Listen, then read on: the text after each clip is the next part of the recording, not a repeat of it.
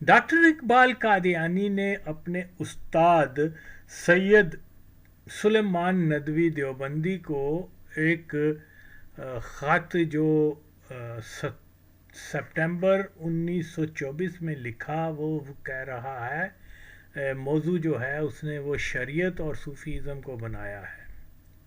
کیا لکھ رہا ہے؟ کئی صدیوں سے علماء اور صوفیہ میں طاقت کے لیے جنگ ہو رہی تھی، جس میں آخر کار صوفیہ غالب آئے، یہاں تک کہ اب برائے نام علماء جو باقی ہیں، جب تک کسی خانہ وادے میں بیعت نہ ہوں، ہر دل عزیز نہیں ہو سکتے۔ یہ روش گویا علماء کی طرف سے اپنی شکست کا اعتراف ہے۔ مجدد الف ثانی عالمگیر اور مولانا اسماعیل شہید رحمت اللہ علیہ نے اسلامی سیرت کے احیاء کی کوشش کی، مگر صوفیہ کی کثرت اور صدیوں کی جمع قوت نے اس گروہ احرار کو کامیاب نہ ہونے دیا۔ اوئے سمجھ گئے ہو، اوئے تاڑیاں ماما نے پتہ نہیں کی کر کے تانوں جمعیا سی، وہ تے سن پتہ جو کیتا سی، لیکن کہندے نے گال نہ کڈو تو ایسا سے رسپیکٹ ہے۔ لو جی اب سنو ڈاکٹر اقبال قادیانی کنجر کیا کہہ رہا ہے۔ حضرت داتا گنج بخش رحمۃ اللہ علیہ، بابا فرید شکر گنج، نظام الدین اولیاء رحمۃ اللہ علیہ، شہباز قلندر رحمۃ اللہ علیہ، خواجہ غریب نواز رحمان بابا رحمۃ اللہ علیہ، اور یہ ان سب لوگوں نے اسلام کی تبلیغ نہیں کی، یہ تو جناب اچیو کیا کرنا چاہتے تھے؟ طاقت سے کیا مراد ہے؟ جو طاقت کو اچیو کرنا چاہتا ہے یعنی دنیاوی طاقت کو۔ اللہ کی تو روحانیت ہے اور اس میں تو طاقت کا کوئی کنسیپٹ ہی نہیں ہے، اس میں تو عاجزی ہے۔ لو جی اے مولوی جڑے نے نا، جن کی ماؤں نے زنا کروایا تھا اور یہ پیدا ہوئے تھے، کیا خادم قادیان، کیا وہ اشرف جلالی، زاہد نعمانی، فضل چشتی اور بہت سارے جو بھی ڈاکٹر اقبال کے بارے میں اتنی ہائی اوپینین رکھتے ہیں کہ جیسے میں پہلے بتا چکا ہوں کہ وہ حرام زادہ، وہ نفتہ حرام کی پیداوار اشرف جلالی، غیر حلالی، وہ رسول اللہ صلی اللہ علیہ وسلم کی بیٹی کو جو ہے نا وہ خطا پہ مانتے ہیں، اور غالب اور کیا نام ہے اقبال قادیانی کو معصوم کے درجے تک لے جاتے ہیں۔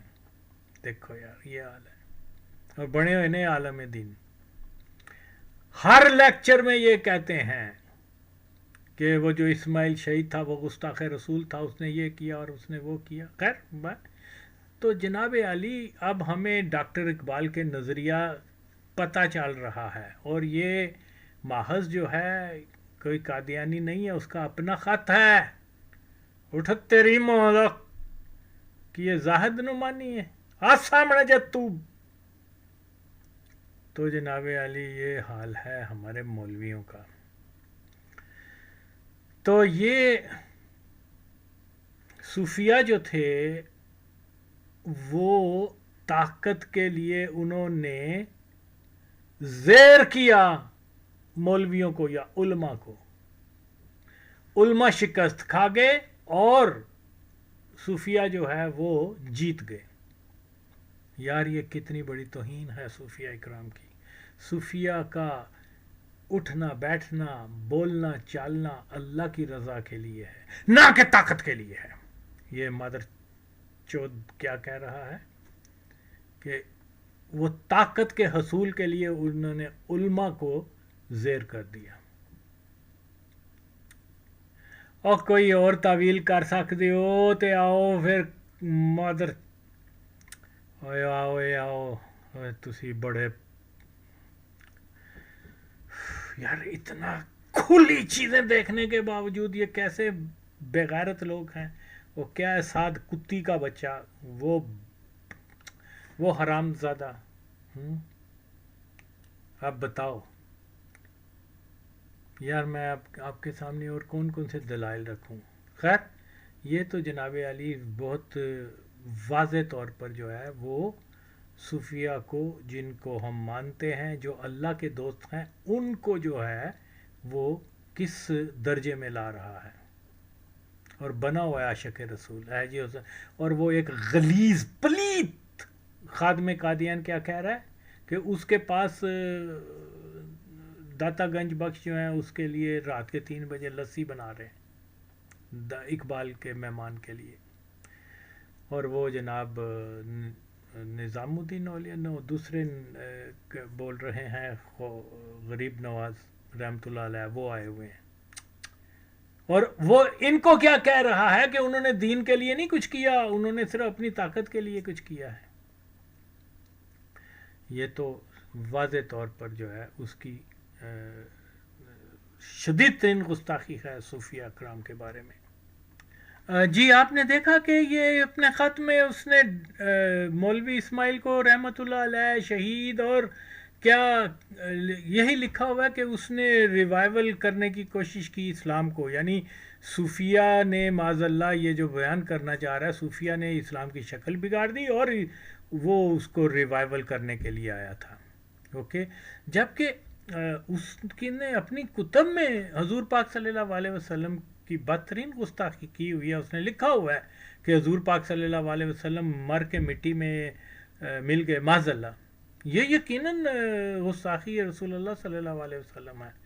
اس نے ہی میرے خیال میں اسی کا ہی ہے کہ اس نے جو لکھا ہے کہ نماز میں اگر نبی پاک صلی اللہ علیہ وسلم کا خیال آ جائے تو یہ خیال گائے اور گدھے سے بھی بدتر ہے. اوکے یار، آپ مجھے بتاؤ، یہ آج کے جو مادر چود مولوی ہیں جو یہ کہہ رہے ہیں کہ اقبال بہت بڑا بریلوی تھا، تو پھر پورا کریں اس کے اسماعیل کو شہید بھی کہیں اور رحمۃ اللہ علیہ بھی کہیں. اوکے، پھر جس نے